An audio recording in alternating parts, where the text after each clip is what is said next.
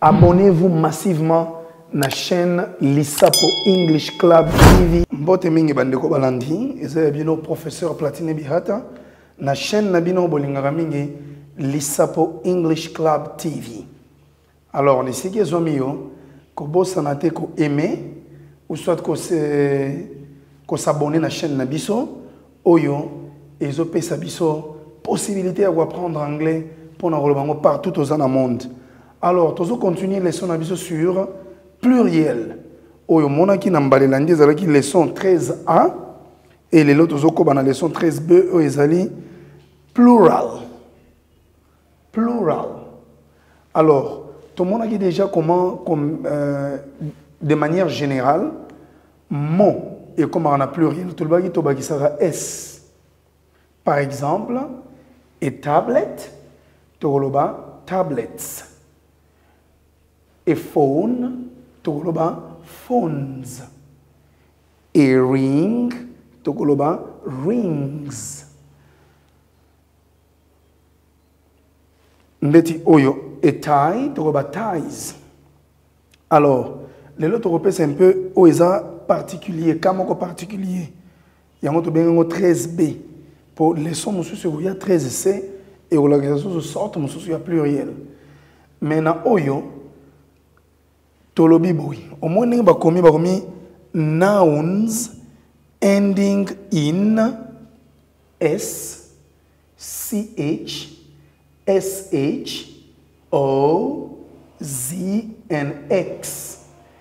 Take ES in plural. Balin koloba boy. Ba non en anglais oyo esuki na S. Esuki na CH. Esuki na SH, esuki na O, esuki na Z, esuki na X. Au lieu au bagisa S na suka, en anglais au bagisa ST, au bagisa ES. Par exemple, tokomi ebas, bus en anglais, ebas. Na pluriel tokoloba buses. Toko bagisa ES. Ko confondre te. Neti motomo na yebi ayoki babi buses akanisi basi au pluriel te. Buses en anglais ezali ba bus ebele ou mibale soit ebele. Et watch, montre, montre autolatakawa watch. On est ba combien ngo watch na pluriel tokoloba watches. Tozana et brush.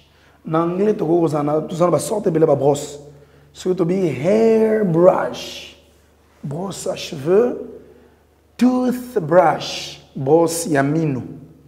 Alors, brush, en général, na pluriel togoloba, brushes.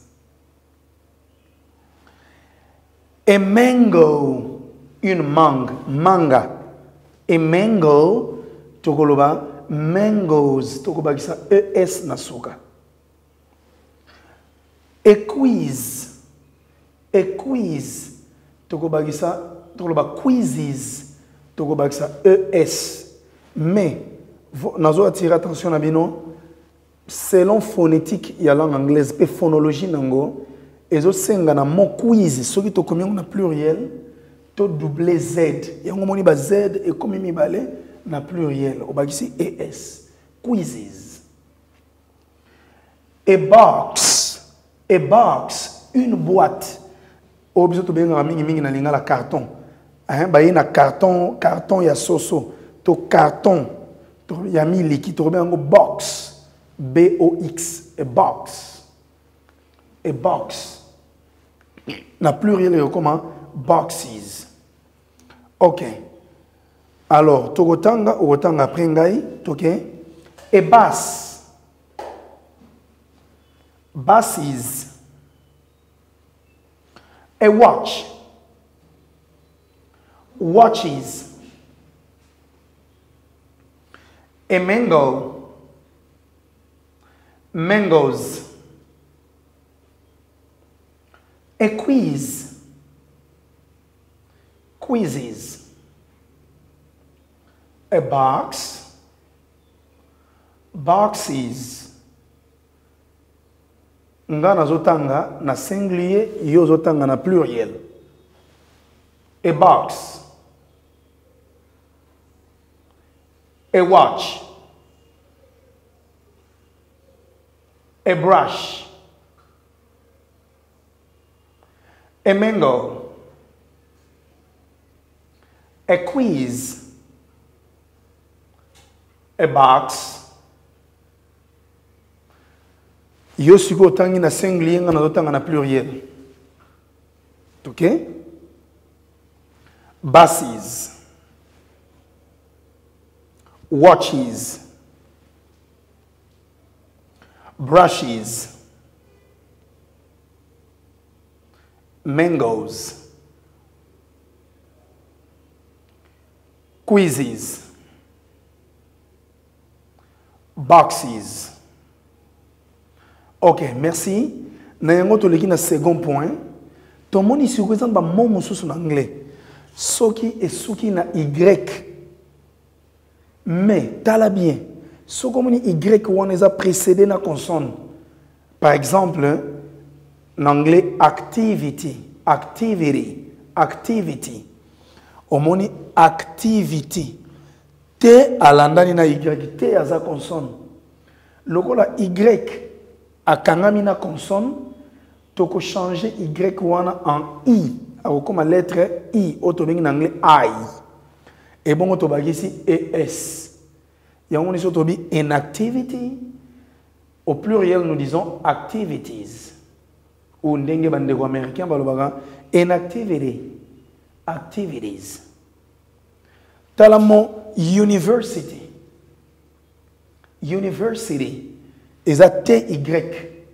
Togoloba universities tozui y et comme i tobakisi es nasuka. Et tozana mzozo a party. Party is une fête. Ah, la fête, that is one a party. Nous avons un gâteau, en anglais, a party. Party. Na pluriel, ceux qui ont organisé fête, Jude a organisé fête. Dieu merci à Salissi fête. Glody a Salissi fête. We organized to organiser parties. Et on a le pluriel. IES. Alors, mon nabi sosuka wa tozui country. Country. Et country, tokoloba countries. Country is a pays. Neti Congo. Congo is a DRC en anglais. DRC is a country. La RDC est un pays. RDC ezali engumba ezali ekolo ezali pays. Alors ceux qui tozui RDC Angola, Rwanda, Gabon, DRC, Rwanda, Gabon, Angola are countries. Are countries. Ce sont des pays. Alors, Nayango, mon la boy, garçon en anglais. Mon amobali, boy. Eza B, O, Y. O est la voyelle. Le la O est la voyelle. On ne peut jamais transformer Y en I et bon ocha et S. Parce que O est la voyelle. Toy, T-O-Y. Toy. Et il va jouer. On ne doit jamais Y en I, ocha et S. Mais baby. Baby, I have a baby. J'ai un bébé. Baby. Baby, wana. B est la consonne. B est la consonne. Alors, Y, il y a baby. Tobalusiango A. Tobaxi ES pour ça là. Babies. Nayango. Tokobandela kotanga ba moli susu. Tanga nangai. E bass. Basses. A watch. Watches. A brush. Brushes. A mango, mangoes. A quiz, quizzes. A box, boxes. An activity, activities. A university, universities. Net unikin ezali university. Unikin inulu universities. A party, parties. A country, countries. Alors, merci beaucoup Bandero Walandi. On est là qui pluriel de mots de manière particulière pour n'aba mot o esuki na S C H S H O Z na X ndezora ES tolobi soki mo na esuki na Y to changer Y en soki Y eza précédé na consonne to changer Y en I to bakisi ES. Merci kobo sanate ko aimer ko te souscrire na chaîne na biso Lisapo English Club TV. Ezaki abino professeur Platini Bihata na sepeli mingi. Goodbye nabino.